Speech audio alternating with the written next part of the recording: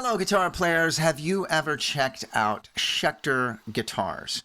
Well, I'm here to tell you that they make some wonderful stuff over there. They're also my sponsors for this season, and I couldn't be happier. Rather than reading a bunch of ad copy and doing that traditionalized sort of commercial for them, they were doing things a little bit different. They sent me a guitar. They sent me their Solo 2 Custom. I am traditionally a single cutaway guitar player, and the Solo 2 Custom is Schecter's version of that, and it comes fully loaded, fully stocked, ready to play tonight at any gig. It has Tone Pros hardware, it has their Schecter locking tuners, it has their Schecter USA Pasadena Plus pickups.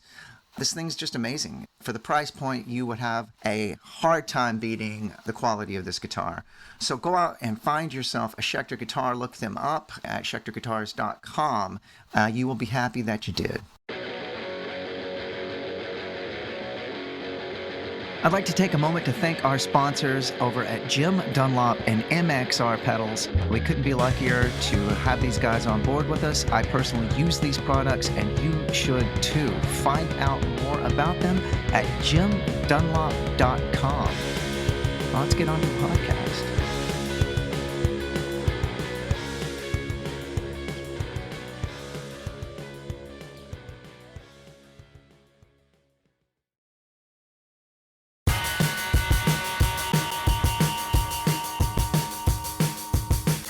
Hey there, folks, and welcome to the Anti-Heroes Podcast with your host, Zach Blair. I am Zach Blair.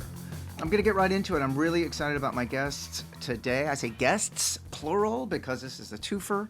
Folks, I haven't done this since the Riverboat Gambler episode with two of my best friends, Ian McDougall and Fadi El Assad, but I am doing a twofer today. And I have wanted to do this episode for quite a while, pretty much ever since I started this podcast. And I already had a member of this band, which was my brother. He was their bass player. He is their bass player. Donnie Blair. And he was my first bass player here on the podcast. But I always wanted to circle back and get... I'm talking about the band, the Toadies. I'm so sorry. And I always wanted to circle back and get their two wonderful guitar players. You see, I'm starting to realize this whole season is shaping up to be very Texas-centric. And sort of specifically Dallas and Deep Elum, where I'm from. And there was sort of an illustrious, thriving, bustling music scene there in Dallas in the 90s. Well, in my opinion, at that time, one of, if not the best, my favorite band was the guys that I'm interviewing today. They were in the Toadies. And the Toadies were, if you're listening and you're in America, you know their hit Possum Kingdom, because it is just ubiquitous with rock and roll radio here in the States. Amazing chorus. I believe it's, in the soundtrack for the new Marvel movie that's coming out, The Thunderbolts.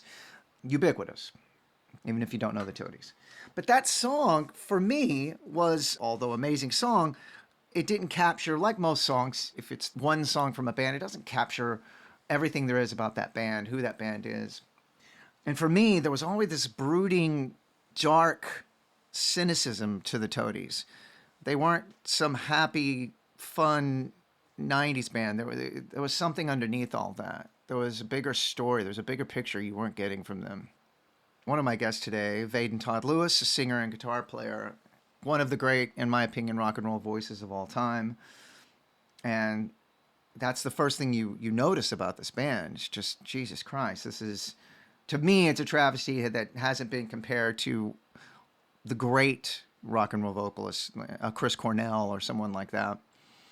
But, man, he is. He is. And as guitar players, Clark Vogler, my other guest today, and Vaden, brought so much of their own styles and creativity to the whole mix that just makes it such an interesting listen, any of their songs. And as I talked to Clark, Clark was from another band called Funland. Amazing band in their own right. I mean, the songwriting in Funland was unbelievable. Fun fact, drummer of Funland, Will Johnson, went on to have an illustrious solo career on his own, and now is playing with Jason Isbell, but I digress. And shouts outs to Will Johnson if he's listening, because he's a lovely person and a fucking amazing musician. But anyway, Clark, he stepped in there like what happened to me, stepping into a band that already had sort of an established guitar sound, an established thing going on. He really brought his own approach, his own background, his own taste to the Toadies and sort of redefined the guitar playing in the Toadies for himself. But I'm gonna let you listen. If you're a Toadies fan, this is a must listen. If you're not a Toadies fan, you should be a Toadies fan. Go and check them out. Check out everything they do. And they have a new record coming out, which is very, very exciting. We talk about that here. Talk about a lot of things, but mostly I just tell these guys what they mean to me and what they've always meant to me, and how special it is that my big brother is their bassist. Okay, I'm going to shut up and let you listen to my interview with Clark Vogler and Vaden Todd Lewis.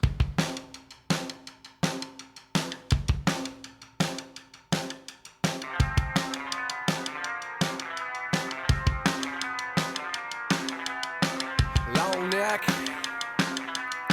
short leash, sweet lips, all black, black, black, black. You walk. I've already done a preamble, long-winded thing about this, I'm sure. But this is Clark Vogler and Vaden Todd Lewis from the Toadies. My brother is in the Toadies. I have had my brother on this podcast. He is a friend. We got in a fight, a brotherly fight on this podcast, and it went as expected. But so a little precursor. I grew up with these guys. Both of you guys, we grew up musically sort of in a place called Deep Elum, which was the sort of cultural epicenter of Dallas, Texas. I'm sure I've talked ad nauseum about that here at the top before I let you. We started this, but Clark was in a band called Funland, and then Vaden, of course, had the Toadies, and those bands were the bands we looked up to. And I was this young, way too hyperactive, irritating kid that just wanted to play all the time. I was always talking about my band, and you guys were sort of like big brothers to us, and we really looked up to you. So it's just great now that we're all still family, and that my brother is playing with you guys, and you guys are all such a close-knit group. So thank you for giving me an hour here. I really appreciate it.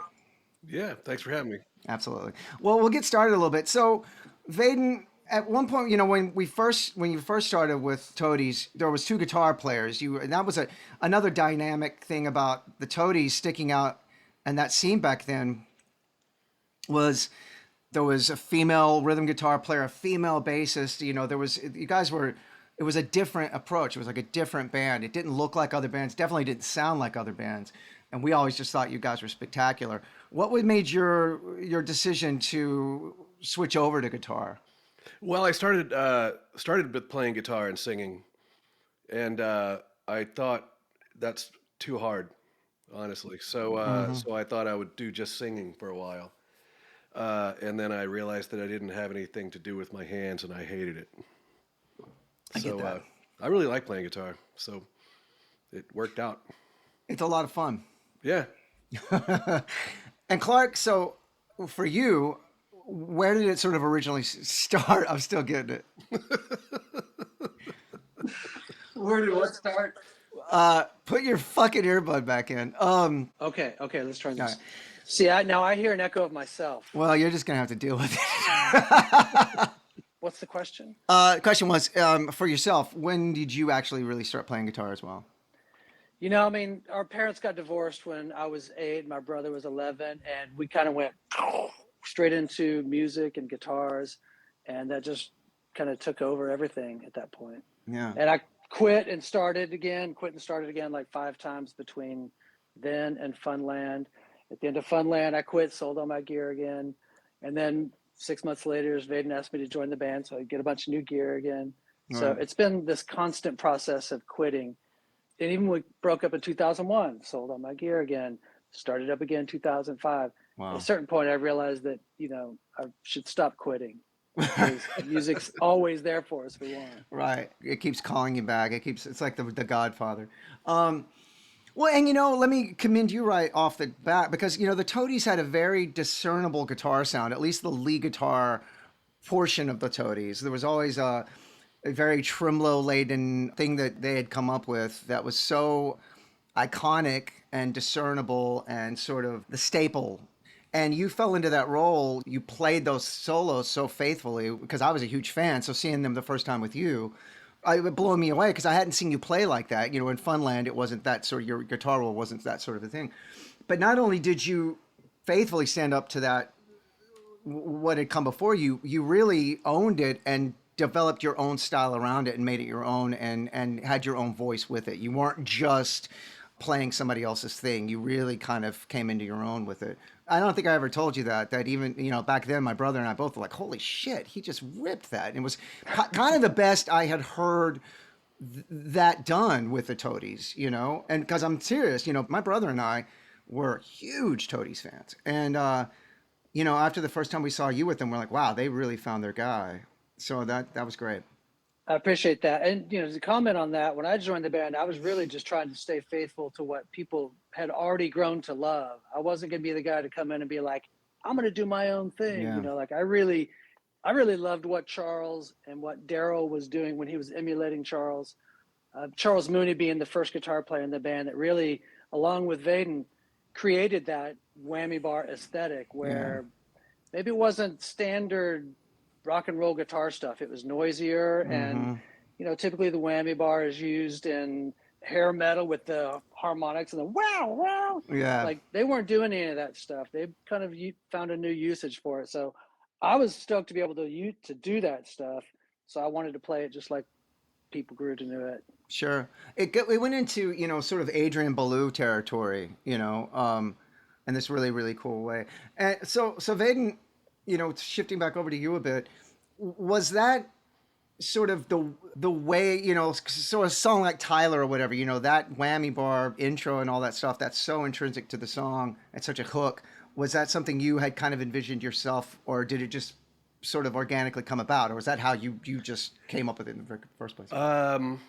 I heard feedback, and that seemed to make it better when Charles would get that whammy bar going. Yeah, I just wanted like, you know, I was still working on my songwriting chops, and it's weird with some of the people's favorite songs are the ones that I'm like, that's kind of half-assed.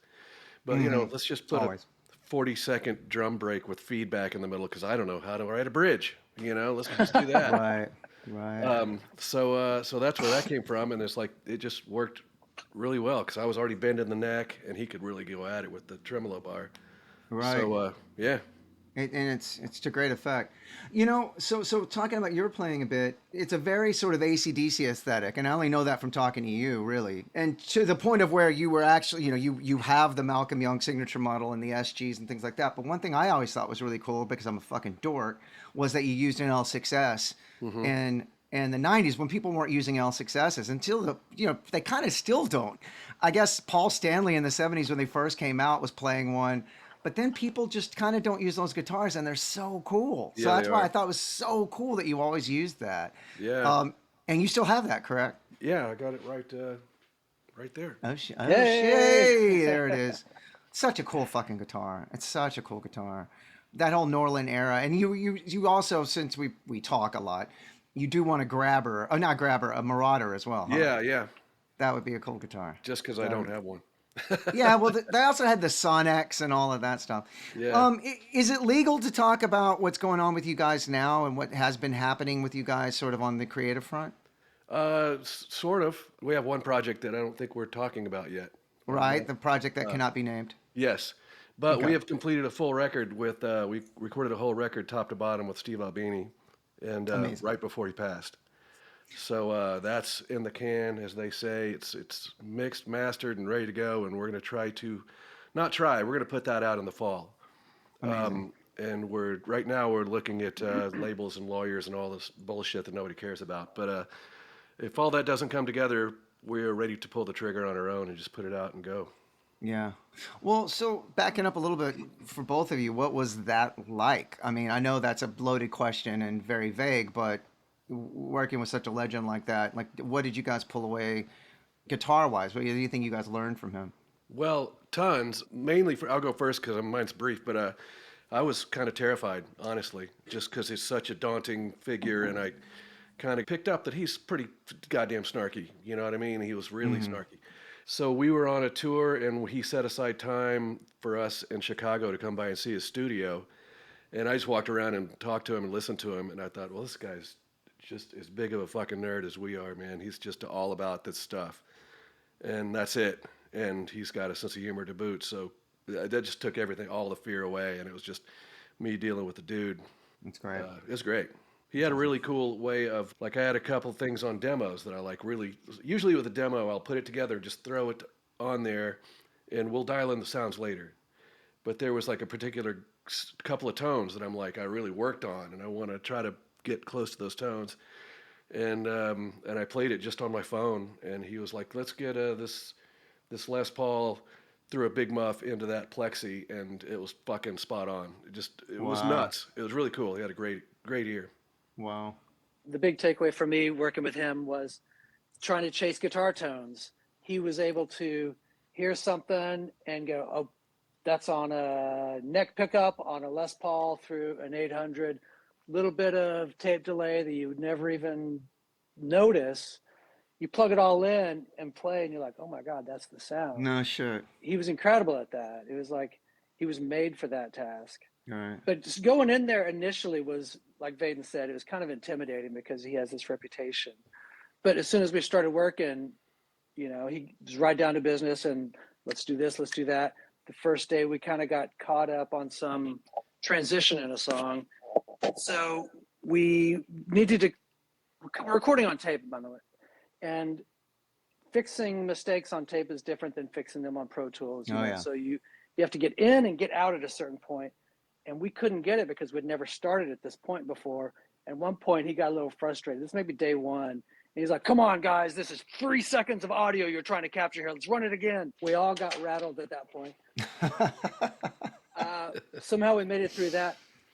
It was a few days later. He was engaged and on board, but when he heard Vaden start singing, like, he lit up. Yeah. Vaden came in from the first time he finally, like, you know, opened up his voice and started kind of screaming, and Albini was all lit up and said, wow, that was cool. You're like a Texan Bon Scott. That's amazing. Which is a nice... what a great compliment. Yeah, nice compliment. Yeah. And really, I felt like at that point, his engagement stepped up a couple notches. My brother, I think, texted me that in real time when he said that to him, you know, or right after it, you know. And that is the thing about your band. If you're not indoctrinated yet, if you don't know about the Toadies, you know, and I'm talking about you and you're sitting right here, but it is the thing where people go, oh, shit. My brother and I talk often about how lucky we are that we both get to play with such amazing singers. It's a true highlight of our careers. And what an awful tragedy that pretty much right after you guys were with him, that happened, and, you know, the world, he was taken away. It's terrible, but I am so happy that you guys, and I'm sure you are too, that you guys got to do that with him. Incredible that we're able to do that at that time. You know, we'd wanted to since the 90s. Since Jump Street, yeah. Labels were like, no, Interscope couldn't handle Steve Albini on our record. So it just sat in our back pocket forever. And finally we got to a point where we all agreed, like, this is a good opportunity to go do this. And boy, we barely got it wrapped up before he passed. Yeah. It's just amazing. It's amazing. Well, I can't wait to hear it when it comes out. I'm sure everybody else can either. Have you not heard any of it yet? I'm going to pretend that, no, yeah, yeah, I have. And it's I'll say it right here. It's amazing. I don't think I've heard, you know, final mixes or anything like that, but it is amazing. And it is, I mean, so far one of my favorite Toadies records. So just what I've gleaned and heard from it. It's funny. It sounds like classic you guys, but it's also a step in the future. It's, you know, it's just that thing you want to do where you're not quite repeating yourself, but you are being true to yourself, you know. Mm-hmm. And some bands just either go, well, fuck what we've done and fuck the fans. I'm, you know, like a Bowie, where they're just going to keep reinventing themselves. And there's such merit to that. But then there's the guys that just repeat themselves and it's just boring. You're like, God damn, we've heard it, you know. Right. You guys, it's such a delicate balance. And I really feel like you guys did it to great effect on this one. Absolutely. It's interesting. It's, you know, more of a live sounding record than anything I think we've recorded before. Even though we've done lots of stuff with things happening live and keeping as much as that we can. Like, this sounds like 4 guys in a room playing together, which was the goal. Yeah, so we're really totally. stoked about that. Yeah. Well, and you guys are such a great dynamic live band. You always sound amazing. It always sounds, you know, like record perfect. And that has been caught on previous records of yours, but I think it was done to a greater effect on this one. I really do. You Great. know, I really do. We did have the luxury of getting to play these on the road a bit too, so quite a few Absolutely. of them we got to play before going in, so that helped tighten it up quite a bit. That helps. And I saw you guys not too, just a geez, feels like a week or two ago, and you're playing some of it live now, and the crowd seems to be responding very well. Yeah, man, Seems like it. Yeah. And so the idea is now, once this comes out, get out there, tour, do the whole thing again, huh? yeah, Yep. that's the plan. That's good. You know, we need to start a campaign here. The Toadies are such a dynamic force and such a thing over in the States and a staple of rock radio and things like that over here. But, you know, Australia, Europe, Japan, I'm sure there's huge fans over there that would really like to see you guys. And as a fan as well, I'm always telling people when I'm over there, I'm like, you got to hear the fucking Toadies, you know? So I think it's always Toadies into Europe. Hook it up, because Interscope didn't distribute our records over there. So for the Yeah. most part, if anybody heard the Toadies, it's because they went and found it. Yeah. Yeah. Wow. That's a travesty. Well, maybe this time. If only we knew a band that was really big over there. That could, I like, know. take Well, us over hey. there. Oh, fuck. I would do it in a sec. That would be great. Clark, you know, I know we're kind of jumping all over the place here a little bit, but, you know, you've sort of invented the concept there. There is the super strat. And I know Daryl before you was using a sort of a Fender strat that was, you know, it had a humbucker in the bridge. It had it had a Floyd Rose. You sort of invented a super jazz master.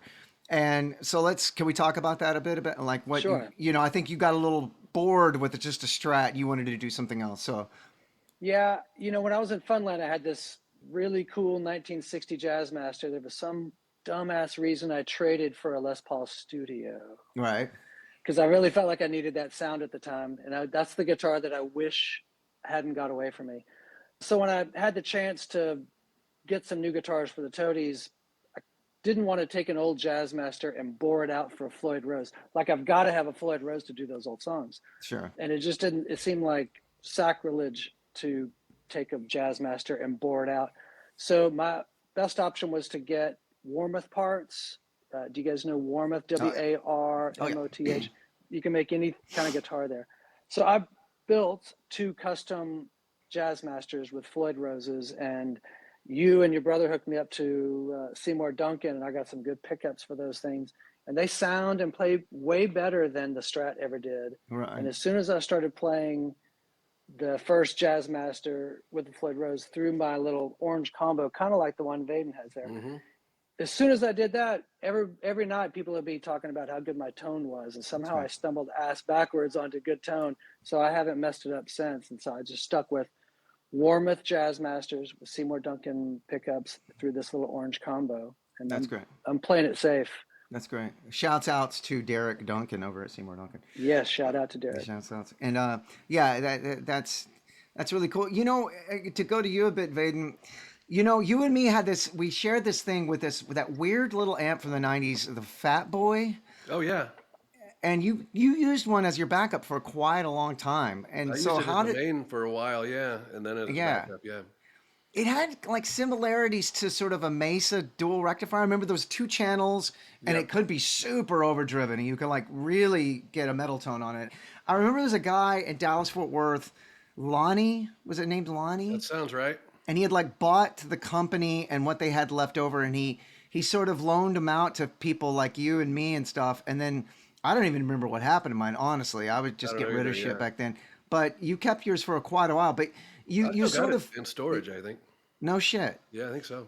Your whole thing is pretty much straight in 800 though, huh? Yeah. What I liked about the Fat Boy is like, well, prior to that, I was using a 900 with the channel switcher, but Yeah. you know, all the low end goes away when you turn on distortion, so it just sounded like a rat pedal. Once you get it EQ'd right, then turn on distortion channel, and it just was fucked. Right. But the Fat Boy had 3 distinct channels with their own EQ, so that was great. But but eventually, I'm like, I just hate. I hate gear, Right. and I want things to be super easy. So 800. At some point, I was in a guitar shop, and I'm like, had the Fat Boy, and I'm like, kind of frustrated with it because it's all these buttons and shit. And I'm in a guitar shop, and I'm just playing an SG into an 800, and I'm like, well, that's where it's at. That's all there is. What else? So I got that, and I just put a driver in front of it and another one after that, and that's pretty much my setup. Out of curiosity, does Malcolm use 800? No, Malcolm was almost famously him and Angus were plexis, like Okay. JMPs, Okay. like JMPs always, and to the point of where Angus would implement, and now it's called the Solo Dallas Schaefer, which was just like back then their wireless units added just a tiny bit of gain. And when they were recording, I just read about this, when they were recording Back in Black, they weren't getting their live tone together. And so it was suggested that they record with their wireless units. And so they got that bit of, so then that gain that added, that has now been isolated as a pedal. So I believe Angus actually still uses that now, but they have a guy on tour with them that only works on, because they play vintage plexis, like 70s models. And he has like 20 on tour, and he's constantly rewiring them, because they're just fickle, But that's what they kind of almost glassy, you got to crank them to get them to break up, Mm-hmm. Some of them, I even know the ones they use have the master volume. They're, whatever. Yeah, it's crazy. I think in the 80s though, they probably used 800s because those were the new ones at the time, and they broke up better and things like that, But it seems like they're kind of traditional right now. Mm-hmm. Yeah. And it's kind of nuts, right? So, Vaden, lately you've sort of modified your main guitars. You have two SGs. We have three SGs. Mm-hmm. You modified the pick guards, and you don't even have a neck pickup anymore, huh? No, I don't think I have. I think they're all with the road gear. It all stays boxed up. Yeah. When we were in that session with Albini, he had I think it was a SG Junior, Right. maybe, and there was just a bridge pickup. There was a volume pot and a tone pot, and I thought, well, that's almost perfect, Right. And I'm always getting, like, well, I don't need this other stuff. So I took it. I think the same people that assembled your guitars, Clark, Lamb's Music here in Fort Worth, who is the shit. Shouts out. These luthiers, yeah. I said, I want, Malcolm, just give me the bridge pickup and a volume pot and fill in the holes. And that's what they did. So I've got 3 of those where it's just one volume knob. That's it. And then 3 guitar cases full of guts. Which that'll do it. I mean, Zach, are you switching back between pickups during the show? Or I do. Just like you do? I do quite a bit. I do solos on my neck pickup, and then I'm constantly riding the volume on both because I will use the neck pickup as a kill switch, and I play Les Pauls, and I've gotten so used to having the toggle switch up top because I constantly with my hand and switching it on and off, that now I have SGs. I have an SG that was custom made for me with a toggle switch up top. I have to have it up there now. So I'm constantly kind of using that. But I respect the shit out of somebody that doesn't, like less is absolutely more. And speaking of which, you guys, I've noticed larger pedal boards and smaller pedal boards, and you kind of, like we all do, are going back and forth on that as well. Clark, you want to talk a little bit about what you got going on down there now? Sure. I mean, I think that was a very suggest. You want to talk about what you got going on down there? Anyway, no. I'll talk about the pedal board instead. The pedal board, please. We typically kind of keep it simple, and for a long time, only had maybe like a tuner, a micro amp, which we would use to step up for a solo, and maybe a big muff. And for a long time, that was all I used. And then it became like, well, there's a solo on Dollskin that uses this blue box, kind of octaver, add that pedal just for that sound. One song used a phaser. So like special use cases found their way onto the pedal board. And then it'd be laying there like, oh, we're not playing that song tonight, unplug it. I'll just work around it, so, to minimize interruptions. We recently added compressors, pedals to our boards. Yeah. And it's, the subtlety of what it does is nice, but it's not a really noticeable effect. Just brings out some of our little chins. Otherwise, yeah, it's still pretty simple. I feel like Vaden's added a couple more effects, probably because of it was in that song like that, or played in that song with the solo. Yeah. We keep it kind of stripped down. Yeah. Yeah. Vade, so Oh, what do you me. have going? Yeah, what do you have going Um, on down there? yeah. Shit. What is that? Not a blues driver. What's the green one? The fucking tube screamer. The Tube Yeah. Screamer. Yeah, that's the main jam, right? So Yeah. got that, and I can't remember even what the secondary delay distortion is, but I've got one after that. I've got a this is how into gear I am. I'm fucking so stoked right Yeah, now. there's the blue one, the But red one. That's okay though. That's okay though. what's the Holy Stain? Is that the one with the pitch Yeah. shift on it? Yeah, Oh, right. that's badass. That one I is a like cool that, pedal. and I've got a little slapback delay, and then a reverb pedal. So just for here and there effects. Yeah. You know, I gotta admit, I'm a late convert to compression as well. And now that we're amp profiling, it's an easy add-on. You know what I mean? Before I was like, I didn't want to add it as a pedal, like even if it was behind me or whatever.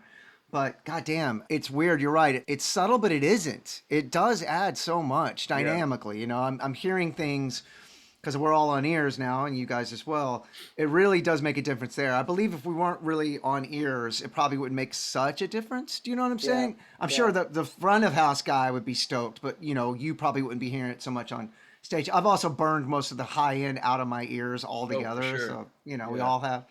But man, in the ears, holy shit, does it make a big difference? I'm sort of ashamed at myself for not ever bothering with it before. Well, it's interesting, if we all checked out the Boss one from the 80s, you turn it on, it sounded kind of cheesy because it Right. really imparted a flavor onto it, which didn't always work You're for what we right. were doing.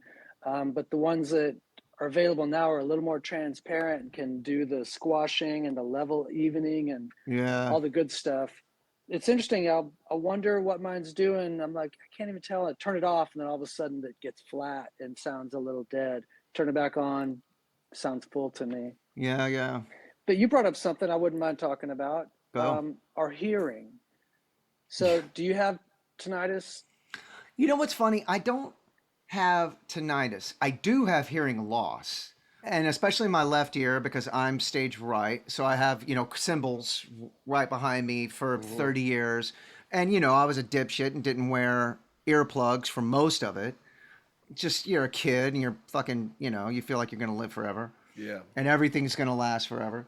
And once I started getting my hearing checked as of late, usually just to get fitted for ears, honestly, I started realizing like, oh my God, like it's not significant, but I do have quite a bit. And I believe I have a lot more than the rest of my band, honestly. Well, it's a good thing you don't have the ringing because it That's seems Yeah. like everybody else I ask, parents, relatives, friends of family, like non-musicians, everybody I talk to has got some sort of ringing. So if you've avoided that, then good on you. Are you guys ringing? Oh yeah. You're ringing? Are you ringing right now? Oh yeah. No If you would shit. stop talking for just, hold on. There it is. No shit. You have to Wow. train your brain to listen to. I've been to the audiologist. I've got all kinds of shit in my ears right now. But yeah, I was just at the audiologist yesterday, and No shit. over the last 2 years, I've only suffered a little bit more hearing loss, so that's good. But That's good. Well, I feel like ears, in-ear monitors are saving our hearing. oh They hell yeah, really are. 100%. Yes. Because they give us the feeling like the loud music used to be, but it is so protecting us. Right. And we went on them, over 10 years ago, well over 10 years ago, and I believe it's I would be deaf right now. But there's no shame in actually wearing a hearing aid during the day either in your regular life because I mean, fuck, I worked for my hearing loss and you did too. You know what I mean? Like Well, it's a I'm badge of going on honor. go out on a limb here. I've got them in right now. That's what I wear them all the time. It's great. And I've you worn 'em can't for tell. a couple of years now. I've got like a genetic thing. My mother's side of the family, deaf as a post. Right. They don't have the tinnitus, so I get fucking best of both worlds on that. Yeah. But Yeah. yeah, I I think I told you guys, Clark, one evening around Thanksgiving, this alarm went off, this high pitched shrill alarm in our house, and I sat up, and it took me about a half a minute before I realized it was my fucking ears, and it was like screaming, like painfully Wow. screaming in my right ear, and Wow. I panicked. I thought, well, this is the end. I can't live like this. Somehow I stuffed I stuffed a AirPod in and cranked up white noise and managed to go back to sleep, and it kind of calmed back down. It's still louder than it was before that, Wow. but man, that put the fear in me, man. Holy shit. Yeah. As musicians, we need to be getting that shit checked. But Yeah. there's the feature now with the new iPods, the AirPod Pros or whatever, the hearing aid feature, and Right. it is unfucking. I just got them the other day, and I like did the hearing test. It says it's a mild hearing loss, and then you turn on the feature, and it kind of because it just tested your ears, it provides what you're losing. Hmm. Holy shit. It was like putting on glasses the first time and you're seeing the blades of grass Right. and stuff like that. You know what I Yeah. mean? Yeah. Like, oh shit, this is what I've been missing. It's not. Yeah. The Which joke. ones did you get? The ones with the angled rubber tip and like the AirPod Pros, I think is what they're Okay. called. Okay. Yeah, AirPod Pros. And Because there's a hearing aid is in my future for well, sure. So dude, maybe I'll just check these out. these are like a socially acceptable situation because it looks like you're just wearing what you're wearing right now. Right. And I think that's what it is it not? And it's like in the app of it, you can do a hearing aid feature. Cool. Jesus Christ, this is just an old man's guitar podcast. Hey is what this man, look is. though, when I talk to young musicians, which is rare, but if I offer them If I can help anything, it. I'll say like, protect your hearing. Just like someone probably said to us when we were 25, and we're like, fuck you, Look, you old man, I'm gonna live Take back your-" forever. Yeah. Yeah, I'm Yeah. gonna party, But motherfucker. the last two I talked to were like, oh yeah, I wear hearing aids. I got them tonight. So hopefully they are heeding the warnings that we skipped. Yeah, I feel like you can just walk around with earbuds now, and it looks, and you have hearing aids. I mean, but the thing about it is, it was a little too much. It's like I could hear conversations at other tables and shit. Like I don't want to, that's too much. I don't want to fuck with all that. I don't care. I'm glad I can't hear that shit. One more point about in this topic, and then we'll move on to like cool stuff. But yeah, that's for me. Being in a noisy restaurant before I got these things, no chance. I No. would just sit back and fucking look at my phone Tune or out. just tune right the fuck out. And it's like hearing loss is really linked with dementia and all kinds of shit. Speaking of old guy stuff. So Yeah. that's like I can see that happening. I'm just like not even here. I'm just wandering around somewhere outside in my mind. Anyway, now they've got these, I can fucking tune in. It's like it's a different thing. It's night and day. It's great. You realize how much of life you were missing. Yeah, absolutely. It's Yeah, yeah. insane. And it's Anyway. because, I mean, I understand yours is genetic as well, Vaden, Mhm. but we have also damaged our hearing because of what we've done with our lives. Yeah. I mean, think I about blame it. the drummers. Exactly. Yeah, no shit. Fuck them.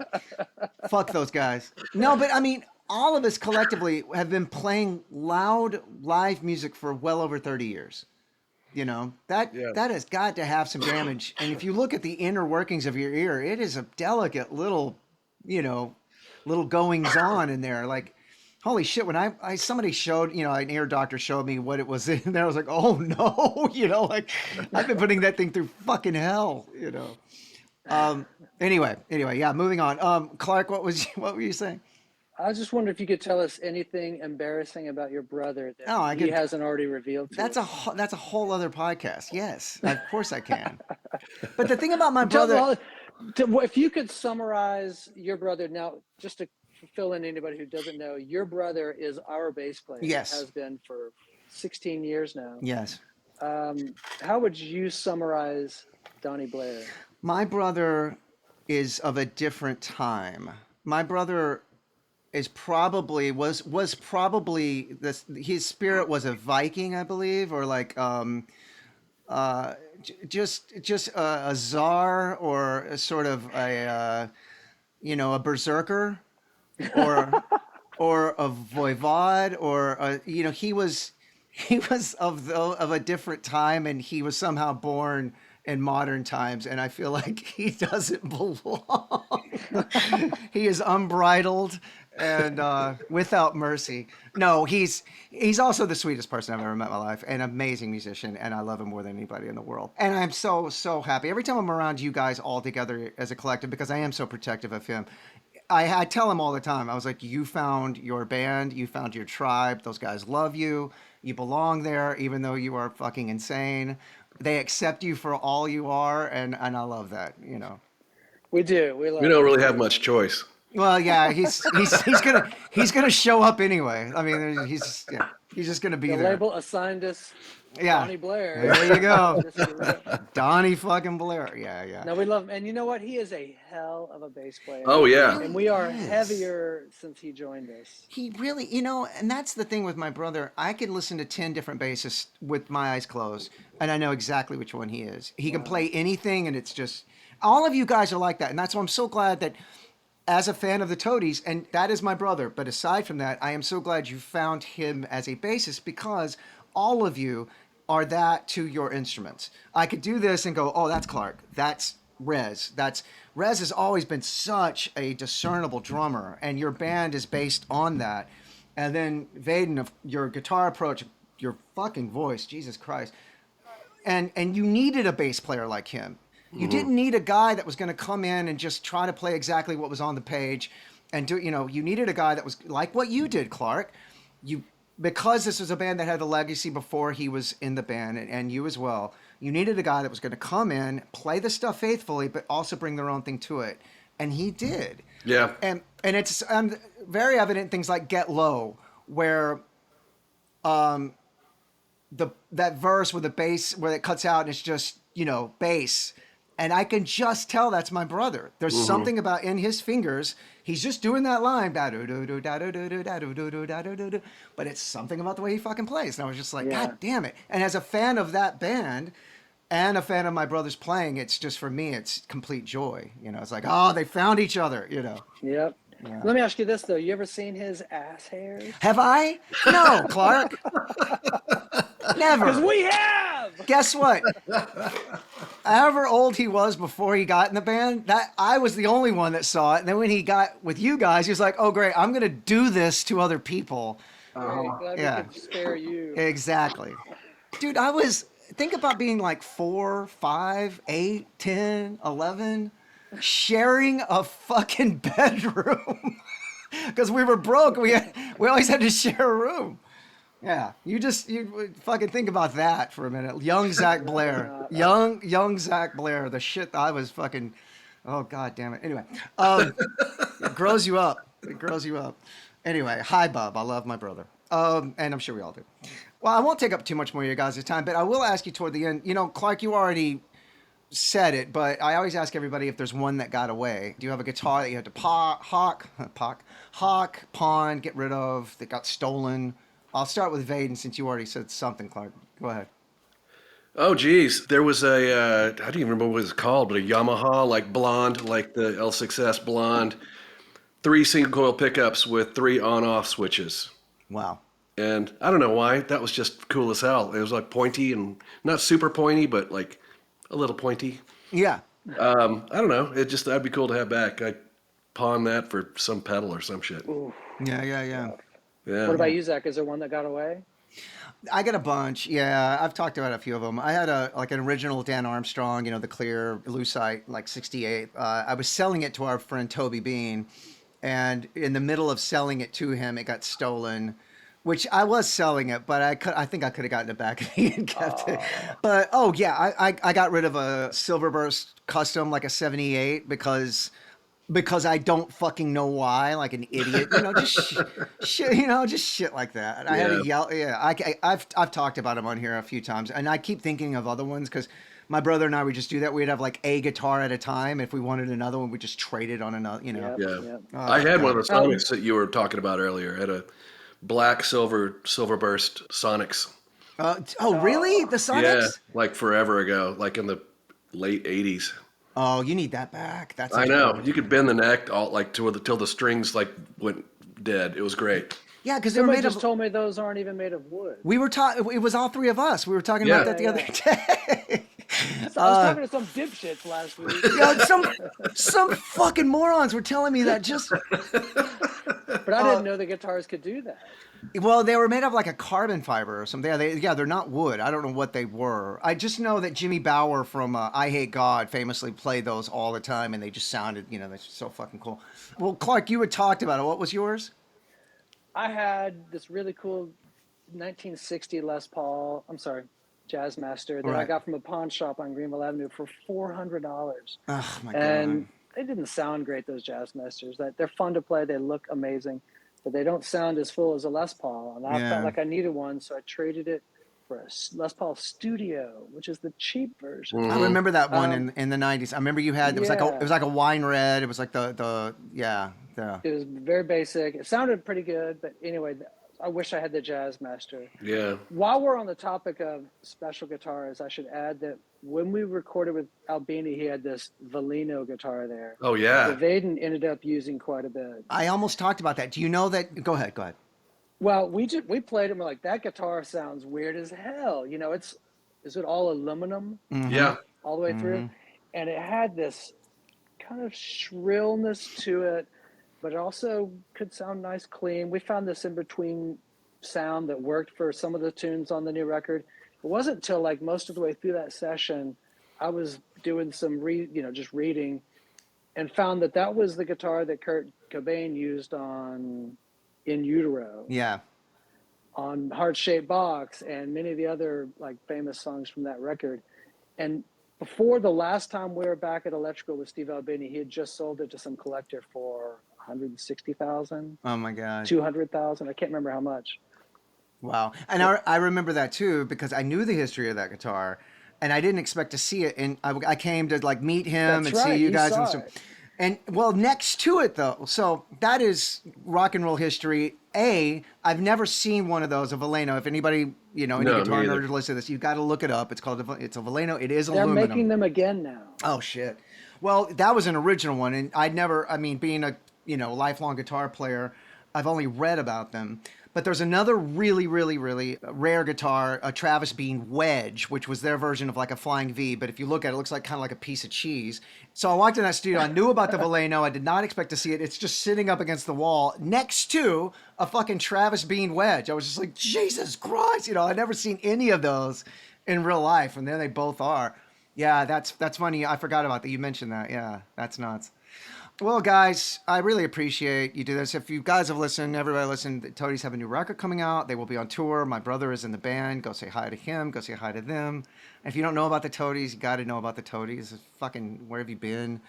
What a great band. What a great fucking band. And I love you guys. And you're literally family. I use that word properly, I believe. And I appreciate you doing this. Thanks for having us on. Thanks for It's having been us, good to man. see you at the gigs lately and catching up. hanging Yeah. out.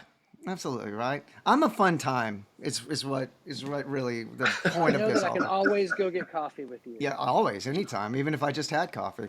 All right, I'll talk to you guys soon. Y'all take care. Awesome. All right. Thanks.